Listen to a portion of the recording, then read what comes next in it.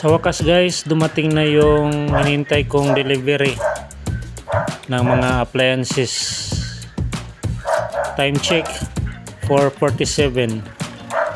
Hindi na ako maghihintay ng matagal nito guys.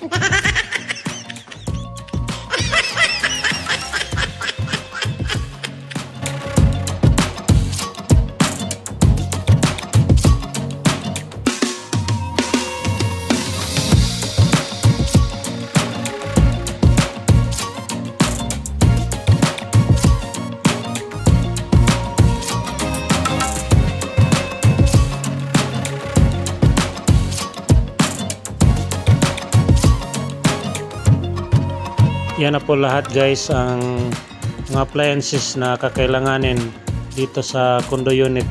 Pang fully furnished to guys, para yung titira dito hindi na magka-problema sa mga gamit na kakailanganin niya.